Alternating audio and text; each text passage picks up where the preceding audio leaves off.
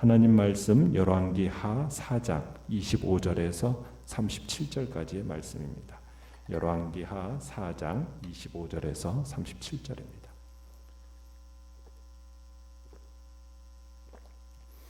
열왕기하 4장 25절에서 37절 우리 한 목소리로 같이 읽겠습니다. 시작. 드디어 갈멜산으로 가서 하나님의 사람에게로 나아가니라. 하나님의 사람이 멀리서 그를 보고 자기 사환 게하시에게 이르되 저기 수넴 여인이 있도다. 너는 달려가서 그를 맞아 이르기를 너는 평안하냐? 내 남편이 평안하냐? 아이가 평안하냐 하라 하였더니 여인이 대답하되 평안하다 하고 산에 이르러 하나님의 사람에게 나아가서 그 발을 아는지라. 게하시가 가까이 와서 그를 물리치고자 하매 하나님의 사람이 이르되 가만두라. 그의 영혼이 괴로워하지만은 여호와께서 내게 숨기시고 이르지 아니하셨도다 하니라. 여인이 이르되 내가 내 주께 아들을 구하더이까 나를 속이지 말라고 내가 말하지 아니하더이까 하니 엘리사가 게하시에게 이르되 내 허리를 묶고 내 지팡이를 손에 들고 가라. 사람을 만나거든 인사하지 말며 사람이 내게 인사할지라도 대답하지 말고 내 지팡이를 그 아이 얼굴에 놓으라 하는지라. 아이의 어머니가 이르되 여호와께서 살아계심과 당신의 영혼이 살아계심을 두고 맹세하노니 내가 당신을 떠나지 아니하리이다. 엘리사가 이에 일어나 여인을 따라 가니라. 게하시가 그들보다 앞서가서 지팡이를 그 아이의 얼굴에 놓았으나 소리도 없고 듣지도 아니하는지라. 돌아와서 엘리사를 맞아 그에게 말하여 아이가 깨지 아니하였나 하니라. 엘리사가 집에 들어가 보니 아이가 죽었는데 자기의 침상에 눕혔는지라. 들어가서는 문을 닫으니 두 사람뿐이라. 엘리사가 여호와께 기도하고 아이 위에 올라 엎드려 자기 입을 그 입에 자기 눈을 그 눈에 자기 손을 그의 손에 대고 그의 몸에 엎드리니 아이의 살이 차차 따뜻하더라. 엘리사가 내려서 집 안에서 한 번 이리저리 다니고 다시 아이 위에 올라 엎드리니 아이가 7번 재채기하고 눈을 뜯는지라. 엘리사가 게하시를 불러 저 수넴 여인을 불러오라 하니 곧 부름에 여인이 들어가니 엘리사가 이르되 내 아들을 데리고 가라 하니라. 여인이 들어가서 엘리사의 발 앞에서 땅에 엎드려 절하고 아들을 안고 나가니라. 아멘. 오늘 말씀의 제목은 응답 받을 때까지 떠나지 않는 간절함이라는 제목으로 말씀을 나눕니다. 수넴 여인이 엘리사를 헌신적으로 공개한 점을 인정받아서 엘리사로부터 아들을 얻을 것이라는 예언을 듣게 되었고, 그리고 진짜 1년 후에 아들을 낳게 됩니다. 그 아이가 이제 자라서 몇 년이 지나 한 5, 6세가량이 되었을 때 수넴 여인의 이 아들이 추수하는 밭에 나갔다가 두통을 호소하니까 아버지가 사환으로 하여금 그를 데리고 집으로 돌아가게 했죠.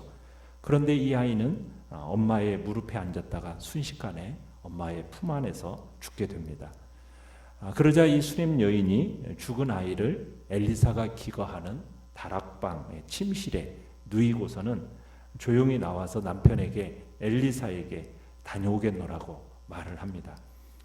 그 다음에 수넴 여인은 곧장 나귀를 타고서는 갈멜산에 거하는 그 엘리사를 찾아가죠. 이때 수넴 여인이 사환을 향해서 그런 얘기를 합니다. 자기의 특별한 언급이 있지 않는 한 나귀를 재촉해서 몰아가라고 지시를 합니다. 수넴이라는 마을에서 갈멜산까지의 거리는 약 24km 정도 된다고 말씀을 드렸어요. 자, 나귀를 몰아서 단숨에 엘리사에게로 이제 달려갑니다.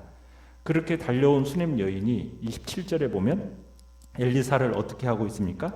발을 안았다라고 얘기하고 있습니다. 이 발을 안았다라는 것은 다리를 붙잡고 매달렸다라는 얘기죠. 이런 모습은 고대 사회에서 예의 범절에 어긋나는 행동입니다. 그래서 게하시가 어떻게 하고 있습니까? 이렇게 여인을 매달려 있는 이 여인을 물리치고자 했다고 얘기하고 있어요. 그만큼 불손하게 여길 정도로 엘리사에게 이렇게 수냄 여인이 매달려 있었던 겁니다. 그만큼 수냄 여인은 절박한 거였고 체면이나 예의를 차릴 여유가 없었던 겁니다. 그것이 중요하지가 않았던 거예요. 오직 아들을 살려야겠다라는 그 생각밖에 다른 생각이 없었던 겁니다. 자, 상황을 파악한 엘리사가 매우 당황했습니다.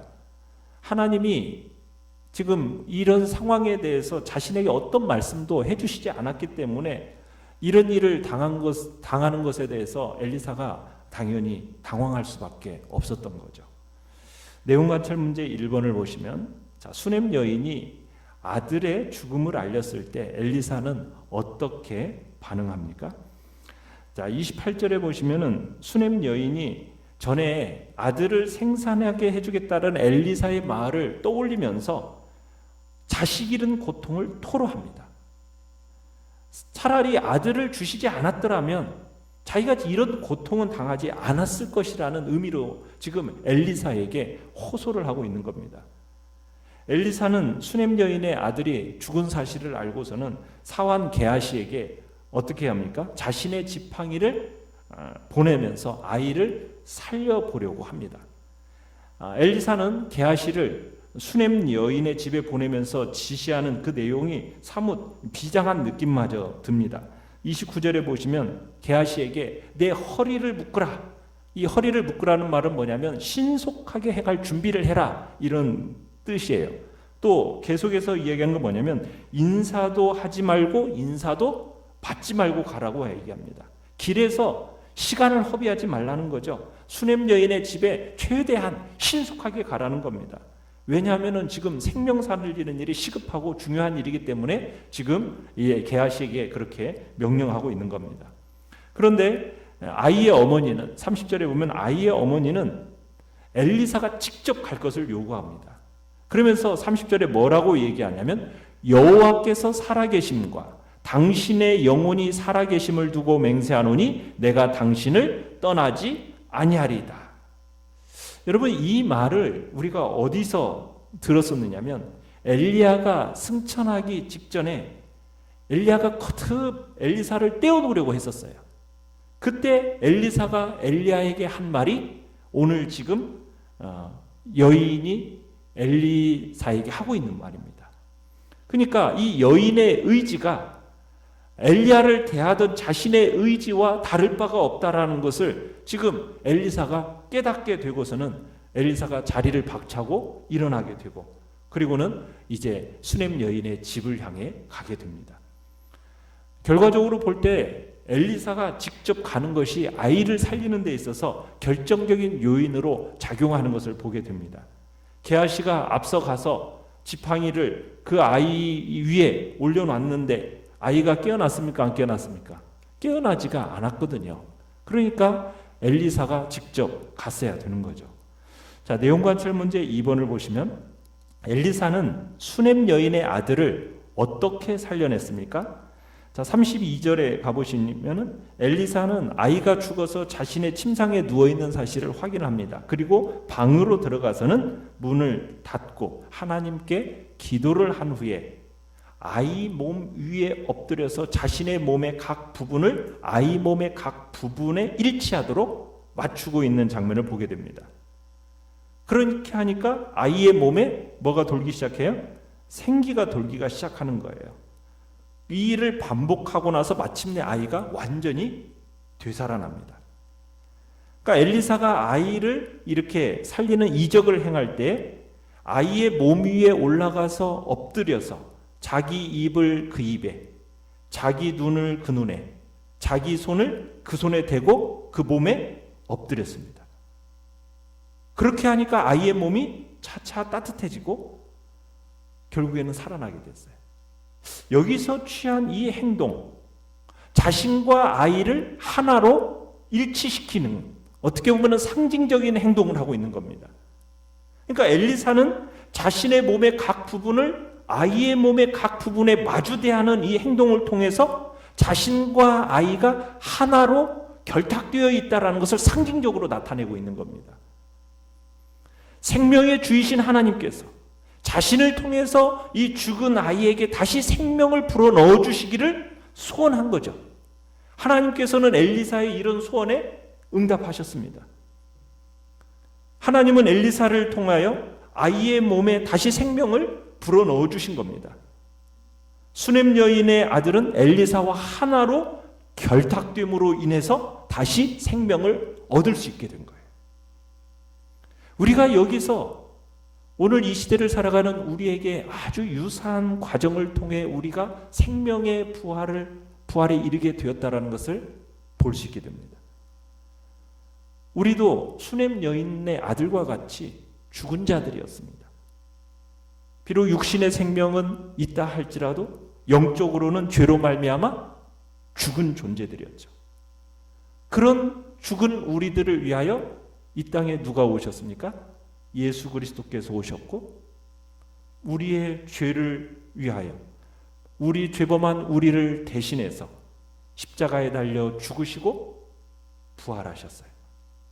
그리고 성령이 우리 안에 내주하시게 되었죠. 성령은 그리스도의 영이에요. 그리스도의 영이 우리 안에 내주한다라는 사실은 성령을 통해서 우리와 예수 그리스도가 어떻게 되었다라는 겁니까? 하나가 되었다라는 것이고 우리가 결탁이 되어져 있다라는 의미입니다. 그리스도의 부활로 말미암아 죽었던 우리의 영혼이 다시 살아나게 돼요. 우리가 예수 그리스도와 하나가 되어졌어요. 내가 예수 그리스도께서 십자가에 달려 죽으심이 누가 죽은 것과 다름이 없습니까? 내가 죽은 것과 다름이 없는 거예요. 예수 그리스도의 부활이 나의 부활과 동일한 겁니다. 성령으로 말미암아 우리는 예수 그리스도와 연합되어졌고 그로 말미암아 우리는 영적으로 살아나게 되었으며 그리고 육적으로도 부활에 이르게 될 것입니다. 엘리사가 그 아이와 한 몸으로 결탁됨으로 생명에 이르렀던 것처럼 우리 또한 예수 그리스도와 하나됨으로 인하여서 우리가 영적으로 살아나고 예수 그리스도 안에서 육적으로 부활에 이르는 놀라운 경험을 하게 될 것이란 얘기입니다. 그런 사실이 이 속에서 우리에게 예표적으로 들어있는 거죠. 자, 영과 묵상 문제 3번을 보시면 엘리사에게 도움을 청하는 여인의 모습에서 배울 수 있는 점은 무엇입니까? 자, 수넴 여인이 엘리사의 발을 붙잡고 막 매달리는 행위, 이것은 상대방의 도움을 강력하게 요청하는 행위입니다. 간절하게 정말 하나님의 사람의 도움을 구하는 그 결과 수넴 여인은 엘리사를 통해서 하나님의 응답을 얻을 수 있게 됩니다. 우리는 여기서 하나님께 간구할 때의 자세가 어떠해야 되는지를 우리는 배울 수 있는 겁니다. 우리가 하나님께 무언가를 구할 때 우리는 어떤 자세로 간구해야 된다고요? 진실하고 간절한 자세로 간구해야 된다는 겁니다. 물론 하나님은 우리의 형편 다 알고 계십니다. 엘리사는 수넴 여인의 행동을 통해서 정말 그녀에게 무슨 다급한 문제가 발생했을 거라는 걸 짐작했지만 하나님은 처음부터 마지막까지 우리의 모든 거 다 알고 계십니다. 그래서 우리가 구하지 않아도 하나님은 우리의 문제를 해결해 주실 수 있어요. 그러나 하나님은 일반적으로 우리의 문제를 가지고 하나님 앞에 나아갈 때까지 기다리신다는 거예요. 우리가 간절히 그 문제를 붙들고 하나님 앞에 매달릴 때까지 침묵하신다는 거예요. 왜요? 우리의 믿음을 보시고자 하시는 거죠. 그리고 하나님이 그 모든 일들 속에 역사하신다라는 것을 우리로 하여금 깨닫게 하시기 위해서 우리에게 기도를 요청하시는 거예요. 그래서 우리가 어떤 문제를 만났을 때 제일 먼저 하나님 앞에 구하되 간절하게 매달려야 합니다. 그냥 한번 기도했으니까 됐다, 그게 아니죠. 하나님은 응답하실 때까지, 하나님이 응답하실 때까지 거듭거듭 매달려야 할 것을 우리에게 가르쳐 주고 계시는 겁니다. 그것이 하나님이 정말 응답하시고 신속하고 확실한 방법이라는 겁니다. 하나님이 능력이 없어서가 아닙니다. 더 하나님을 의지하게 하고 우리의 믿음을 연단시키기 위해서 하나님께서는 그런 간절히 기도하는 그 자리에 우리가 있기를 원하시는 겁니다. 느낀 점 4번을 보시면 끝까지 포기하지 않고 매달린 수냄 여인의 간구를 들으시고 그 아들을 되살리신 하나님을 묵상할 때 어떤 생각이 듭니까? 하나님은 우리가 끈질기게 구하면 결코 우리의 간구를 외면하지 않는 분이심을 우리는 생각하게 됩니다. 주님께서 기도와 관련하여 교훈하실 때 누가복음 18장에 보면은 불의한 재판관의 비유를 우리에게 말씀하시면서 하나님께 구할 때 어떻게 낙심하지 말고 정말 강청함으로 간절히 구할 것을 우리에게 말씀하셨고, 그렇게 간절히 구하는 자는 결코 외면당하지 않고 하나님의 응답을 확실하게 받을 수 있음을 우리 예수님께서도 이 땅에서 우리에게 가르쳐 주셨어요. 그렇기 때문에 어떤 문제가 있습니까? 원하는 것이 있습니까? 그렇다면 후히 주시고 꾸짖지 아니하시는 그 하나님 앞에 구하며 나아가기를 주님은 간절히 기대하고 계신다는 겁니다. 구하되 간절히 구하시기 바랍니다. 기도가 없다면 응답도 없을 것이라는 생각을 가지고 기도하되 간절히 매달리는 자, 하나님은 결코 외면하지 않으신다라는 것을 기억하면서 그가 기도한 것에 신실하게 응답하신다라는 그 믿음 안에서 오늘 이 시간도 주님 앞에 기도하며 나가시길 바랍니다. 결단과 적용 5번 보시면은 나는 수냄 여인과 같은 간절한 마음으로 기도합니까? 한두 번 간구하고 포기한 기도 제목이 있다면 하나님이 어떤 방법으로든 반드시 응답하시리라는 확신을 가지고 다시금 기도의 자리로 나아갑시다.